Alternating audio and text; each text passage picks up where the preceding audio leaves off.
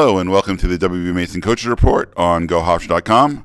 Joined as always by the head coach of the Hofstra Wrestling Program, Dennis Papadatos. Coach, welcome. Thanks for having me again. Another week, another win to talk about. The win streak is up to 5 following a 40-5 win at George Mason this past Sunday. Just, do you want to take us through the match? Feature, some falls, some tech falls, some major decisions, really through and through a utter domination of the Patriots.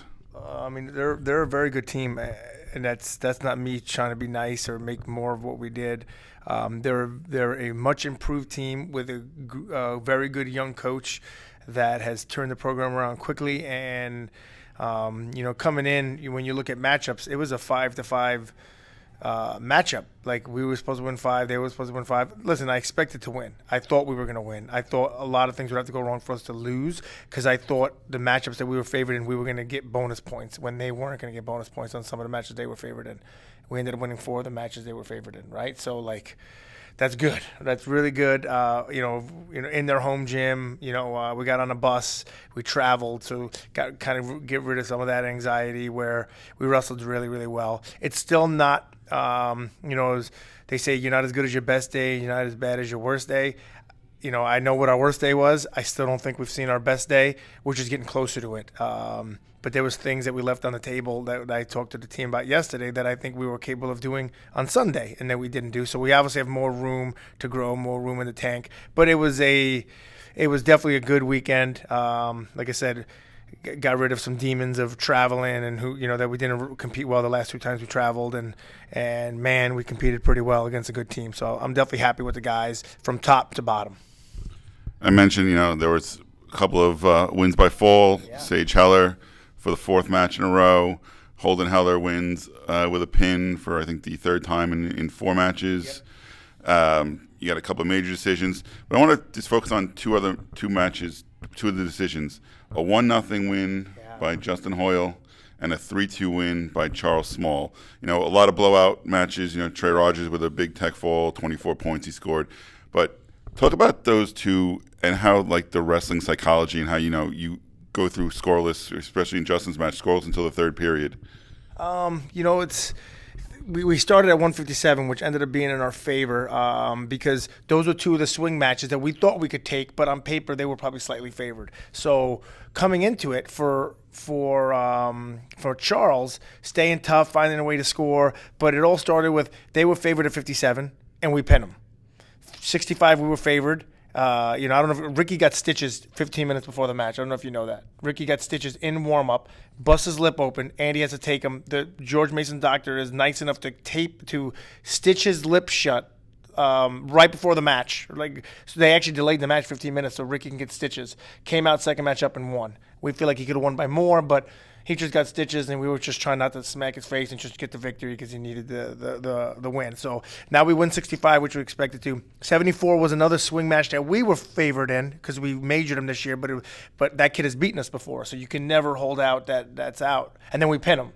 So now Charles is coming in where we already won two match that we weren't favored in and a swing match by pin. It was kind of, the Doomy was kind of already not mathematically over, but they knew we probably won already. And so now Charles came in with energy, got it done. And by the time we got to Hoyle, another equally contested where they were slightly favored match, Hoyle was like, all my friends are winning, I'm winning too, right? And found a way to get it done against a very good kid.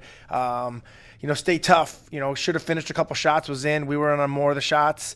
Did a real good job on bottom because that gets good on top. And again, the expectation of winning is coming out, and I think we're finally changing, making a jump from.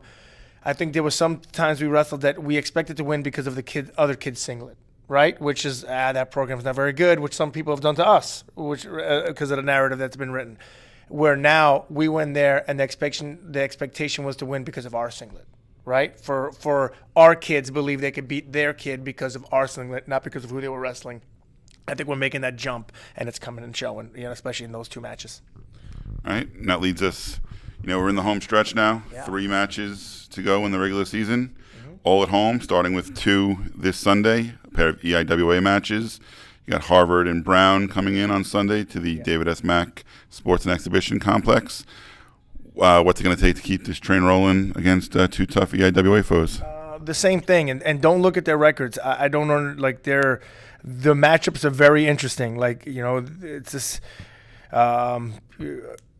We got to just focus on, same thing where we don't care who we're wrestling. We don't care about anything else but what we do, doing the right thing, staying focused in practice, not getting too high on our highs. Don't dwell on the losses that we had in the past. The focus, that inspired energy that we always talk about, that inspired energy. Go out, belief in your training and your coaches and your teammates and in the logo and in the singlet, and go out there and be the best version of you. And if we're the best version of you, we're pretty darn good. So that's what we feel. So, and the guys are finally buying that. So we're just focused again on getting a little better every single week, getting closer to optimal. And if we keep doing that, it shouldn't matter who's on the other side. I think this week is Brown and Harvard. So, but again, we don't care. It's nothing about them.